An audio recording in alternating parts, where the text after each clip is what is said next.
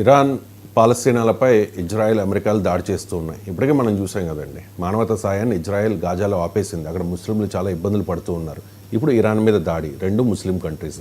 So ఈ Muslim countries మీద, ముస్లిం ప్రజల మీద ఇజ్రాయెల్ అమెరికా చేస్తున్న దాడిని ఖచ్చితంగా ఈ తీవ్రవాద సంస్థలు ఖండిస్తాయి.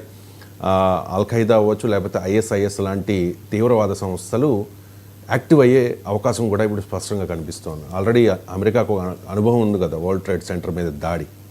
సో అమెరికాకు ఇది ప్రమాదం కాదా? ఇది ఇక్కడ ఒక విషయం ఏంటంటే 2011 నవంబర్ 11 ఒక అటాక్ జరిగింది. 211 అంటాం దాన్ని అటాక్ని. ఈ 2001 నవంబర్ 11 అమెరికా యొక్క Pentagon, White House, WTC world trade centre న్యూయార్క్లో ఈ మూడిట్ల మీద అటాక్ జరిగింది. ప్రపంచ చరిత్రని రెండో వైపు మలిచింది. అప్పుడే ఒక రకంగా చెప్పాలంటే రక్షణ శాఖ నిపుణులు, విదేశాంగ నిపుణులు ఏమంటారంటే అసలు థర్డ్ వరల్డ్ వార్ మొదలైందే 2001 అని. అప్పటి నుంచి చూడండి నిరంతర యుద్ధాలు, వార్ అండ్ టెర్రర్, ఎక్కడ చూడండి ప్రపంచం, సైబర్ వార్ఫేర్, కొత్త టెక్నాలజీలు. అసలు మూడో ప్రపంచ యుద్ధం ఐన్స్టీన్ వాళ్ళు వర్ణించింది ఏంటంటే మూడో ప్రపంచ యుద్ధం దేశాల మధ్య జరగదు, దేశాలు నాన్ స్టేట్ యాక్టర్స్ మధ్య జరుగుతాయి, వ్యక్తుల మధ్య జరుగుతాయి అని. ఇప్పుడు అదే చూస్తున్నాం. అప్పటి నుంచి నిరంతర యుద్ధం. ఇప్పుడు అమెరికా ఇప్పుడు ఇజ్రాయెల్ చూస్తే గత 680 రోజుల నుంచి యుద్ధం నిరంతరంగా చేస్తూనే ఉంది. ఎప్పుడు ఇజ్రాయెల్ చరిత్రలో యుద్ధాలు లేవు. దాని వెనకాల అమెరికా వారు ఇందా చెప్పినట్టు ఇజ్రాయెల్కి అయ్యే ఖర్చు అంతా అమెరికా భరిస్తూ ఉంటుంది. అధునాతన ఆయుధాలు ఇస్తుంది. ఇప్పటికే $19 బిలియన్ సహాయం చేసిందని తెలుస్తుంది. $60 బిలియన్ యుద్ధానికైన ఖర్చులో, ఇజ్రాయెల్ పెట్టిన ఖర్చులో. ఓకే, ఇంత ఇస్తుంది అంటే అమెరికా పరిస్థితి ఏంటండి? అమెరికా ఇలా వచ్చి అటాక్ చేస్తూ ఉంటే ఇప్పుడు పాలస్తీనాలో 50 లక్షల పీపుల్ ఉంటే 50 లక్షల్లో 60,000 మంది చనిపోయారు, అందులో పిల్లలు. సో వాళ్ళు ఎంత బాధపడతారో, వాళ్ళు రెచ్చిపోయారు. సో అల్ఖైదా అనేది అంతరించింది అనుకుంటున్నారు. ఐఎస్ఐఎస్ఐ అనేది అంతరించింది. Daesh, the Islamic State of the Iraq force, Iraq, Syria, Daesh అంటారు. దాన్ని రష్యా, అమెరికా అన్నీ కలిసి అటాక్ చేసిన సిరియాలో లేవనుకుంటారు. ఇప్పుడు అవి మళ్ళా నిద్రలేస్తున్నాయి అనేది మనకు అవగతం అవుతుంది ఎన్ని సోర్స్ చూసినా.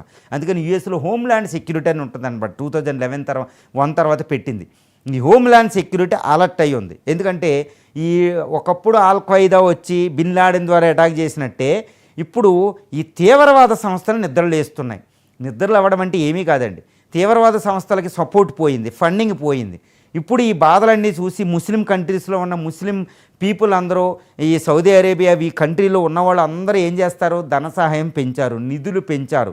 యూత్లో ఉన్నవాళ్ళు ఇప్పుడు తీవ్రవాద రిక్రూట్మెంట్లు పెరుగుతున్నాయి. అవి నిద్రలేస్తున్నాయి. ఎందుకంటే ఇంకా ముస్లిం మనం పోయింది, మన మతం అనుకునే ఒకటి ఉంటుంది, మతం మీద అభిమానం ఉంటుంది అనమాట, లవ్ ఆఫ్ దేర్ ఫైర్ అని. సో ఈ విధంగా వాళ్ళు ఏం చేస్తున్నారు? ఈ తీవ్రవాద సంస్థలు ఊపిరి పోసుకుంటున్నాయని తెలుస్తుంది. ఇది రష్యాకి ఒక అతిపెద్ద, యునైటెడ్ స్టేట్స్ ఆఫ్ అమెరికాకి అతిపెద్ద వార్నింగ్ అని తెలుస్తుంది. ఇజ్రాయెల్కి, అమెరికాకి ఒక పెద్ద వార్నింగ్ అనమాట. సో దీన్ని తట్టుకోవడం అమెరికా వల్ల అవుతుందా అనేది ఒక విషయం. అందుకనే అమెరికా దాకా వెళ్ళి అటాక్ చేశారు 2001లో. తర్వాత బిన్ లాడెన్ చంపింది, అన్నీ చేసింది, వార్ అండ్ టెర్రర్ చేసింది, తాలిబాన్ గద్దె దించింది, మళ్ళీ ఆ తాలిబాన్ వచ్చింది. ఇప్పుడు తాలిబాన్ ఆఫ్ఘనిస్తాన్, పాకిస్తాన్ తీవ్రవాదానికి అడ్డా. ఇప్పుడు అక్కడ అందరూ తీవ్రవాదులు ఉన్నారు. సుమారు 10,000 మంది తీవ్రవాదులు ఈ POK ఈ ప్రాంతంలో ఉన్నారు, పాకిస్తాన్. వీళ్ళందరి దృష్టి అమెరికా మీదకు మలుతుంది. ఇప్పుడు ఇండియా సేఫ్ ఒక రకంగా అండి. ఇక్కడ ఇప్పుడు భారతదేశం మీద దృష్టి పెట్టిన వాళ్ళందరూ అమెరికా వైపు, ఇజ్రాయెల్ వైపు మలుతున్నారు. వాళ్ళు రిక్రూట్ అవుతారు, వాళ్ళు లక్షలాది మంది పోగొడతారు, అమెరికాని అక్కడ దాకా వెళ్ళి అటాక్ చేస్తారు, అవసరమైతే అణుబాంబులు చేతిలో తీసుకుంటారు. అంటే ఏంటి? ఈ ISIS అనేది, ఇది Islamic State of Iraq area, Daesh అని, ఈ ముజాహిద్దీన్స్ అని, ఈ తీవ్రవాదుల హఫీజ్ సయీద్లు, వీళ్ళు ముఖ్యంగా అల్ఖైదా. ఇప్పుడు బిన్ లాడెన్ కొడుకు ఇంకా బతికే ఉన్నాడు. ఈ సౌదీ అరేబియా కింగ్డమ్ సపోర్ట్ చేయదు, కానీ సౌదీ అరేబియా పీపుల్ ఎక్కువ సాయం చేస్తారు. UAE పీపుల్ ఇస్తారు. ఈ ధనం అంతా పోగడి, టెక్నాలజీ పోగడి ఈ ఇజ్రాయిలు, అమెరికాల మీద వీళ్ళు ఎగబడతారన్నమాట. అంటే ఈ తీవ్రవాద సంస్థలు ఏదైనా కలిసి వచ్చినప్పుడు రిక్రూట్మెంట్, ఫండింగ్ పెరిగితే వాళ్ళు నిద్రలేసినట్టు. ఇంత తీవ్రవాదం పెరగడానికి మళ్ళీ అమెరికా, ఇజ్రాయెల్ తీసుకున్న ఒక ఆవేశపూరితమైన అటాక్ సహకరిస్తుంది. రెండోది ఏంటంటే ఈ హౌతీస్ ఉన్నారు, ఈ హిజ్బుల్లా ఉంది, ఈ హమాస్ తీవ్రవాద సంస్థలు ఎవరిని తయారు చేసిన చోకాళ్ళు అనమాట. నేను తీవ్రవాదులా ఉన్నాను, ఎందుకంటే ఈ హమాసు, హిజ్బుల్లా వీళ్ళని ఇరాన్ తయారు చేస్తే వాళ్ళు తీవ్రవాద సంస్థలు అంటే వెస్ట్రన్ కంట్రీస్, వాళ్ళు ఇంకా యాక్టివ్గానే ఉన్నారు. హౌతీస్ అయితే బాలిస్టిక్ మిసైల్సే ప్రయోగిస్తున్నారు. సో వీళ్ళు ఏంటంటే ట్రంప్కే వార్నింగ్ ఇస్తున్నారు, ట్రంప్ నిన్ను చంపుతామన్నట్టు. సో తీవ్రవాదం మళ్ళీ పెచ్చిమిరుగుతుంది, వార్ అండ్ టెర్రర్ మళ్ళీ అమెరికా మొదలెట్టాలి, దాని వల్ల కాని పరిస్థితి, ఎందుకంటే దేశాలతోనే యుద్ధం చేస్తుంది. సో ఐఎస్ఐ ఆల్ ఖైదాలు అమెరికా మీద మళ్ళీ దాడి చేసే అవకాశాలు చాలా మనకి ఇక్కడ కనిపిస్తున్నాయని మనం చెప్పొచ్చు. ఇప్పుడు ఇరాన్